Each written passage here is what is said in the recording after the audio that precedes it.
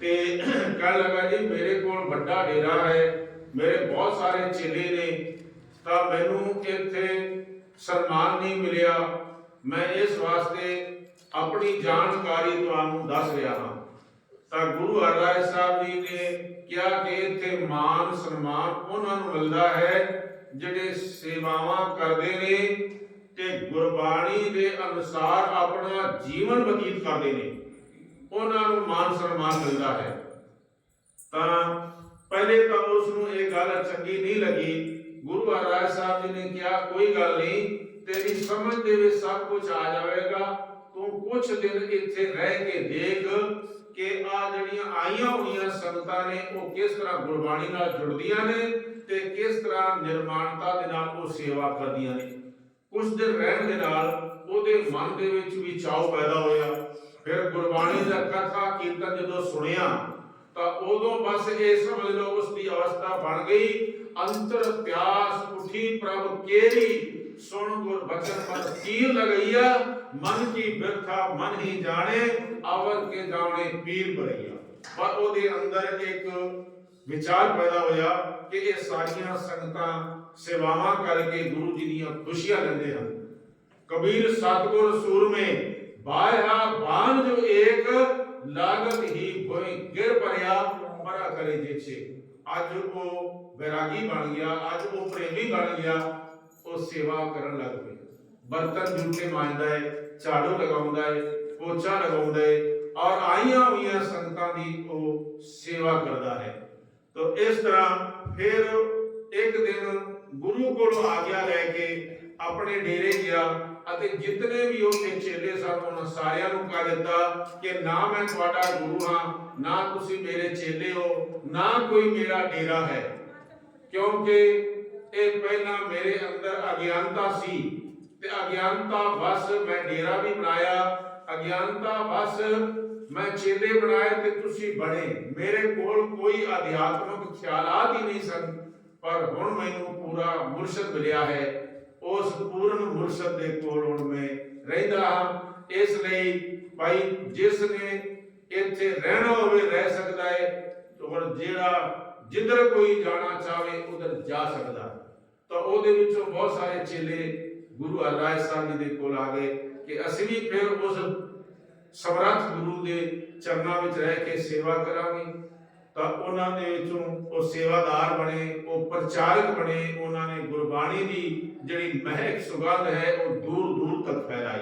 ਸਾਧ ਸੰਗਤ ਜੀ, ਇੱਥੇ ਹੀ ਰਹਿੰਦਿਆਂ ਹੋਇਆਂ, ਕਿਉਂਕਿ ਮੁਗਲ ਹਕੂਮਤ ਸੀ, ਮੁਗਲ ਹਕੂਮਤ ਦੇ ਨਾਲ ਕਿਧਰੇ ਨਾ ਕਿਧਰੇ ਗੁਰੂ ਸਾਹਿਬ ਦਾ ਸੰਬੰਧ ਵੀ, ਇਤਿਹਾਸ ਦਾ ਸੰਬੰਧ ਵੀ ਜੁੜਦਾ ਰਿਹਾ।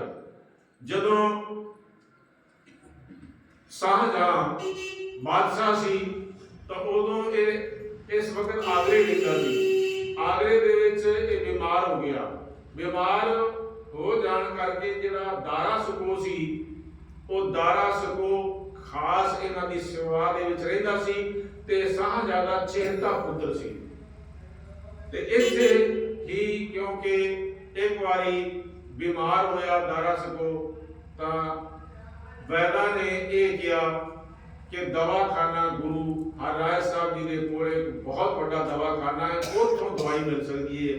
ਗੱਜ ਮੋਤੀ, ਹਰੜ ਤੇ ਲੌਂਗ, ਇਸ ਦੀ ਦਵਾਈ ਅਗਰ ਬਣਾ ਕੇ ਦਿੱਤੀ ਜਾਵੇ ਤਾਂ ਇਹ ਤੁਹਾਡਾ ਪੁੱਤਰ ਜੋੜੇ ਉਹ ਸਹੀ ਹੋ ਸਕਦਾ ਹੈ। ਕਿਉਂਕਿ ਜਿਹੜਾ ਔਰੰਗਜ਼ੇਬ ਸੀ ਨਾ, ਉਸਨੇ ਚਾਵਲਾਂ ਦੇ ਵਿੱਚ ਸ਼ੇਰ ਦੇ ਜਿਹੜੇ ਮੁੱਛ ਦੇ ਵਾਲ ਹੁੰਦੇ ਨੇ ਉਹ ਕਤਰ ਕੇ ਪਾ ਦਿੱਤੇ ਸੀ ਤੇ ਇਸ ਦਾਰਾ ਸਕੋ ਨੂੰ ਖਿਲਾ ਦਿੱਤੇ ਸੀ। ਉਹਨਾਂ ਅੰਦਰ ਜਾ ਕੇ ਕਈ ਜ਼ਖਮ ਕਰ ਦਿੱਤੇ ਤੇ ਹੁਣ ਉਹ ਜ਼ਖਮ ਸਹੀ ਨਹੀਂ ਹੁੰਦੇ ਸੀ, ਇਹ ਬਿਮਾਰ ਹੋ ਗਿਆ ਸੀ। ਉੱਥੇ ਲਿਖਿਆ ਵੀ ਹੈ, शेर की मूछ कतराए के चावर में पाए। ਤਾਂ ਇਹ ਬਿਮਾਰ ਰਹਿਣ ਲੱਗ ਪਿਆ। ਤਾਂ ਜਿਹੜੇ ਵੈਦ ਸਨ ਉਹਨਾਂ ਨੇ ਸਲਾਹ ਦਿੱਤੀ ਵੱਡਾ ਦਵਾਖਾਨਾ ਗੁਰੂ ਹਰਿਰਾਏ ਸਾਹਿਬ ਜੀ ਦੇ ਕੋਲ ਹੈ। ਤਾਂ ਇੱਥੋਂ ਜਦੋਂ ਉਹ ਦਵਾਈ ਲੈਣ ਵਾਸਤੇ ਆਏ ਤਾਂ ਗੁਰੂ ਸਾਹਿਬ ਦਾ ਨਿਰਵੈਰ ਹਨ। ਗੁਰੂ ਸਾਹਿਬ ਕਿਸੇ ਨਾਲ ਕੋਈ ਵੈਰ ਥੋੜੀ ਕਰਦੇ ਹਨ। ਉਹਨਾਂ ਨੇ ਉਹ ਦਵਾਈ ਦੇ ਦਿੱਤੀ ਅਤੇ ਦਾਰਾ ਸਕੋ ਜੋ ਹੈ ਉਹ ਠੀਕ ਹੋ ਗਿਆ। ਇੱਕ ਦਿਨ ਭਰੇ ਦਰਬਾਰ ਦੇ ਵਿੱਚ ਸ਼ਾਹਜਹਾਂ ਨੇ ਕਿਹਾ ਕਿ ਸਾਡੇ ਭਾਵੇਂ ਪਿਛਾ ਕਿਤਨੀ ਵੀ ਦੁਸ਼ਮਣੀਆਂ ਰਹੀਆਂ ਨੇ, जिस तरह के पंचम पातशाह जी नूं गुरु अर्जन देव महाराज जी नूं जहांगीर बादशाह ने तवियां ते बिठाया, देगां दे विच उबालिया, पर उन्हां गल्लां नूं ध्यान विच ना रखदे होया निर्वैरता दा संबंध उन्हां ने रखिया है ते साडे मेरे पुत्तर नूं ये दवाई दे के उन्हां ने ठीक कीता है। मैं उन्हां दा शुकराना करदा। ये गल शाहजहां ने कही। सासंग जी फिर ये जदों बीमार होया तो इसकी बीमारी नूं दारा सकून ने छुपाया और ਜਿਹੜੇ ਪ੍ਰਮਾਣ ਹੁੰਦੇ ਸਨ ਨਾ ਉਹਨਾਂ ਪ੍ਰਮਾਣਾਂ ਦੇ ਉੱਪਰ ਵੀ ਇਹ ਦਸਤਕ ਆਪ ਕਰਦਾ ਸੀ। ਪਰ ਕਿਉਂਕਿ ਇਸ ਦੀ ਇੱਕ ਭੈਣ ਸੀ ਰੋਸ਼ਨ ਆਰਾ ਜਿਹੜੀ ਤਾਜੀ ਖਬਰ ਸੀ ਉਹ ਔਰੰਗਜ਼ੇਬ ਨੂੰ ਪਹੁੰਚਾਉਂਦੀ ਰਹਿੰਦੀ ਸੀ। ਤੇ ਇੱਕ ਮੁਰਾਦ ਸੀ, ਮੁਰਾਦ ਨੇ ਉੱਥੇ ਗੁਜਰਾਤ ਦੇ ਵਿੱਚ ਕਾਜ਼ੀਆਂ ਕੋਲੋਂ अपने जो भी विचार सन विचार विमर्श करके ते ये आप उत्थों का बादशाह बन के बैठ गया। जिहड़ा सुजा है वो सुजा बंगला देश दे विच रहिंदे होया उत्थे काजियां ते मलाणियां नाल मिल के ते इसने राज सत्ता हासिल करने की कोशिश की।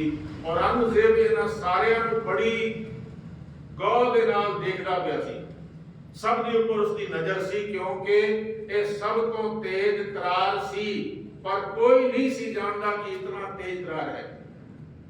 रसा संग जी इसने मुराद नूं किया कि भाई देख आ जिहड़ा है ना अपना भरा दारा ये तो इस्लाम नूं खत्म कर देवेगा, इस्लाम खतरे में आ जाएगा। इस नूं पहला आपां राह विचों रल मिल के हटाइए। जदों ये हट जाएगा मैं तैनूं सारा राज बाग दे के मैं तो चला जावांगा मक्के मदीने, मैं तो उत्थे दा हाजी बनांगा, उत्थे ही रहांगा, उत्थे अपनी बंदगी करांगा, उत्थे भक्ति करांगा कि मैं इधर नहीं आन लगा। पर इस्लाम का दबदबा कायम रहे इस वास्ते दारा सकून राह दे विच हटाना बहुत जरूरी। तां मुराद जिहड़ा सी वो बेमुराद निकलिया, वो इहदे छल कपट दे विच आ गया।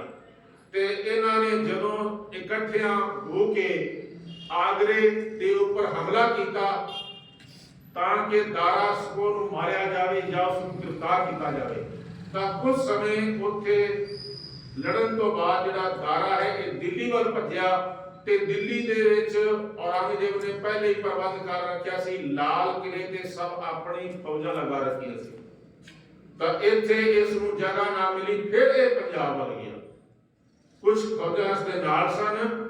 जदों ब्यास दरिया आया तां इसने गुरु हरराय साहब दे कोल पुकार की कि पातशाह मैनूं किरपा करके ये ब्यास दरिया पार करवा दिता जावे ते पिछों औरंगजेब दी फौजां आ रही ने उन्हां नूं कुछ समय लई रोक लिया जावे तां कि मैं लाहौर पहुंच जावां। लाहौर दे विच जिहड़ा नवाब सी गैरत खान वो दारा सकून दा मित्र सी, उस दे नाल उसदी बनदी सी।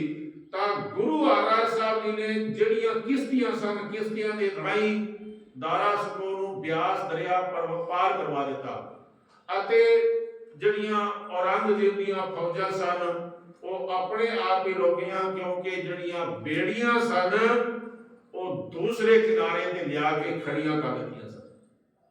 तो साध संगत जी ਇਹ ਗੁੱਸਾ औरंगजेब ने अपने दिल दे विच रखिया। फिर जदों उसने छल कपट दे नाल अपने बाप नूं भी कैद कर लिया ते मुराद नूं भी उसने इस संसार को कूच कर दिता ते उदों आप हिंदुस्तान दे तखत ते बैठ गया। ते फिर उस तो बाद इसने सनेह भेजने शुरू किए गुरु हरराय साहब जी को कि तुसी दिल्ली आओ। पर गुरु हरराय साहब जी ने अपने बड़े पुत्र बाबा राम राय जी को भेजा अते कहा कि उसके रोब थले नहीं आना, जो वो पूछे वो ठीक गुरमत अनुसार उसनूं जवाब देने। तां बाबा राम राय जदों इत्थे आया तां उन्होंने बहुत सारे सवाल किए ਸੀਗੇ, ਕਿਉਂਕਿ ਔਰੰਗਜ਼ੇਬ ਦੇ ਕੋਲ ਕਾਜ਼ੀ ਮੁਲਾਣਾ ਤੇ ਹੋਰ ਬੜੇ ਬੜੇ ਵੱਡੇ ਵਿਦਵਾਨ ਸਨ, ਪਰ ਹਰ ਇੱਕ ਵਿਦਵਾਨ ਨੂੰ ਉਸਨੇ ਨਿਰੁੱਤਰ ਕਰ ਦਿੱਤਾ। ਪਰ ਜਦੋਂ ਇੱਕ ਗੱਲ ਔਰੰਗਜ਼ੇਬ ਨੇ ਕਹੀ ਕਿ ਇਹ ਦੱਸੋ ਕਿ ਭਈ ਇਹ ਗੁਰੂ ਗ੍ਰੰਥ ਸਾਹਿਬ ਜੀ ਦੇ ਵਿੱਚ ਮਿੱਟੀ ਮੁਸਲਮਾਨ ਕੀ पेड़े पई कुम्हार घड़ बांधे ईटा किया जल्दी करे पुकार, एक मुसलमान की मिट्टी क्यों किया? पता है इसनु ज्ञान क्यों सी औरंगजेब ਨੂੰ? और औरंगजेब सुल्तानपुर लोधी ਦੇ ਵਿੱਚ ਪੜਿਆ ਸੀ। ਇਹ ਬਹੁਤ ਵੱਡਾ ਕੇਂਦਰ ਹੁੰਦਾ ਸੀ ਵਿਦਿਆ ਦਾ। ਇੱਥੇ ਬਾਹਰਲੇ ਦੇਸ਼ਾਂ ਦੇ ਲੋਕ ਆ ਕੇ ਪੜ੍ਹਦੇ ਹੁੰਦੇ ਸਨ ਤੇ ਇੱਥੇ ਹੀ ਔਰੰਗਜ਼ੇਬ ਪੜਿਆ ਸੀ। ਤੇ ਪੰਜਾਬ ਦੇ ਵਿੱਚ ਕਿਉਂਕਿ ਗੁਰਬਾਣੀ ਦਾ ਬੋਲਬਾਲਾ ਸੀ ਤੇ ਜਿਹੜੇ ਅਧਿਆਪਕ ਸਨ ਉਹਨਾਂ ਨੇ ਵੀ ਬਾਣੀ ਕੰਠ ਕਰ ਰੱਖੀ ਸੀ ਤੇ ਜਿਹੜੇ ਅਧਿਆਪਕਾਂ ਦੇ ਕੋਲੋਂ ਪੜ੍ਹਨ ਵਾਲੇ ਬੱਚੇ ਸਨ ਉਹਨਾਂ ਨੂੰ ਵੀ ਇਹ ਬਾਣੀ ਕੰਠ ਹੋ ਗਈ। ਤਾਂ ਔਰੰਗਜ਼ੇਬ ਨੇ ਬਾਬਾ ਰਾਮ ਰਾਏ ਦੇ ਕੋਲ ਇਹ ਸਵਾਲ ਕੀਤਾ, ਮਿੱਟੀ ਮੁਸਲਮਾਨ की क्यों किया है? ਤਾਂ ਇੱਥੇ ਡਾਵਾਂ ਡੋਲ ਹੋ ਗਿਆ ਕਿ ਜੇਕਰ ਮੈਂ ਕਹਿ ਦਿੱਤਾ ਕਿ ਮਿੱਟੀ ਮੁਸਲਮਾਨ ਦੀ ਹੈ ਤਾਂ ਬਾਦਸ਼ਾਹ ਦਾ ਜਿਹੜਾ ਕ੍ਰੋਧ ਹੈ ਉਹ ਮੇਰੇ ਉੱਪਰ ਬਸੇਗਾ ਤੇ ਨਾ ਜਾਣੇ ਮੈਨੂੰ ਇਹ ਕੀ ਸਜ਼ਾ ਦੇ ਦੇਵੇ। ਤਾਂ ਉੱਥੇ ਉਸਨੇ ਕਹਿ ਦਿੱਤਾ ਕਿ ਇਹ ਮਿੱਟੀ ਮੁਸਲਮਾਨ ਕੀ ਨਹੀਂ, ਇਹ ਤਾਂ ਹੈ ਮਿੱਟੀ ਬੇਈਮਾਨ। ਤਾਂ ਜਦੋਂ ਗੁਰੂ ਹਰਿਰਾਏ ਸਾਹਿਬ ਜੀ ਨੂੰ ਪਤਾ ਲੱਗਿਆ ਤਾਂ ਉਹਨਾਂ ਨੇ ਕਹਿ ਦਿੱਤਾ, ਭਾਵੇਂ ਉਹ ਪੁੱਤਰ ਸੀ, ਭਾਵੇਂ ਉਹ ਬੇਟਾ ਸੀ ਗੁਰੂ ਹਰਿਰਾਏ ਸਾਹਿਬ ਜੀ ਦਾ, ਪਰ ਗੁਰੂ ਹਰਿਰਾਏ ਸਾਹਿਬ ਜੀ ਨੇ ਕਹਿ ਦਿੱਤਾ ਕਿ ਹੁਣ ਉਹ ਸਾਡੇ ਮੱਥੇ ਨਾ ਲੱਗੇ, ਜਿੱਧਰ ਉਹਦਾ ਮੂੰਹ ਹੈ ਉਧਰ ਚਲਾ ਜਾਵੇ। ਹੁਣ ਉਸ ਨੂੰ ਗੁਰੂ ਨਾਨਕ ਪਾਤਸ਼ਾਹ ਦੇ ਘਰ ਦੇ ਵਿੱਚ ਜਗ੍ਹਾ ਨਹੀਂ ਮਿਲਣ ਲੱਗੀ। ਜੋ ਗੁਰਬਾਣੀ ਦਾ ਅਦਬ ਨਹੀਂ ਕਰਦਾ, ਜੋ ਗੁਰਬਾਣੀ ਦਾ ਭੈ ਆਪਣੇ ਮਨ ਵਿੱਚ ਧਾਰਨ ਨਹੀਂ ਕਰਦਾ, ਉਸ ਨੂੰ ਗੁਰੂ ਨਾਨਕ ਪਾਤਸ਼ਾਹ ਦੇ ਘਰ ਦੇ ਵਿੱਚ ਕੋਈ ਸਥਾਨ ਨਹੀਂ। ਤਾਂ ਫਿਰ ਇਸ ਨੂੰ ਔਰੰਗਜ਼ੇਬ ਨੇ ਦੇਹਰਾਦੂਨ ਦੇ ਵਿੱਚ ਜਗ੍ਹਾ ਦਿੱਤੀ, ਉੱਥੇ ਆਪਣਾ ਇਹ ਜੀਵਨ ਬਸਰ ਕਰਦਾ ਰਿਹਾ। तो साध संगत जी इस तरह गुरु हरिराय साहब जी गुरगद्दी ते विराजमान होके गुरबाणी का उन्होंने प्रचार अते प्रसार करते रहे। ते सतगुरु पातशाह जी आप जिथे गुरबाणी का प्रचार प्रसार करते सन, उत्थे उन्होंने सिख प्रचारक भी नियत किए जिन्होंने दूर दूर तक गुरबाणी का महक जो सी सुगंध सी उन्होंने फैलाई। तो इसलिए गुरबाणी इस जग में चानन कर्म बसे मन आए, गुरबाणी इस जगत दे विच चानन है। ये बाणी महापुरख की, फिर ये जिहड़ी गुरबाणी है ये महापुरख नामे अकाल पुरख की। ये सुधा की तरंगनी सी, रोग ब्रह्म भंगनी सी, महाश्वेत रंगनी महान मान मानी है। एक वो नदी है जो अकाल पुरख दे कोलों निकली है ते जेड़ा इस नदी दे विच गुरबाणी रूप नदी दे विच अपनी आत्मा नूं इशनान करावेगा, फिर ये नदी उसे अकाल पुरख दे कोल ले जाएगी। बाकी जो बाणी पढ़ेगा सुनेगा, ये बाणी जिथों आई है सचखंड दे विचों उत्थे ही सिख नूं ले जावेगी। कवि संतोख सिंह जी कहते हैं, सुधा की तरंगनी सी, रोग ब्रह्म भंगनी सी, महाश्वेत रंगनी महान मान मानी है। कि जो हंसनी सी मानस वतंसनी सी, गुणीन पर संसनी सी, सर्व जग जानी है। कि जो चंद चांदनी सी, मोह खाम मंदनी सी, हृदय की आनंदनी सी, सदैव सुख दानी है। प्रेम पटरानी सियानी, ज्ञान की जनन जानी, गुरु बनी बानी ताकि गुरु गुरबानी। ये गुरबानी इतनी सियाणी है, कमलियां नूं भी सियाणा कर दिंदी है ते ज्ञान दी ये जननी है, ज्ञान दी ये मां है। जितना ज्ञान ये गुरबाणी दे विच है, दुनिया ने किसी धार्मिक ग्रंथ दे विच नहीं है। एक विद्वान ने किया है, कहते हैं साइंस ने इस संसार को बिल्कुल छोटा कर देता है।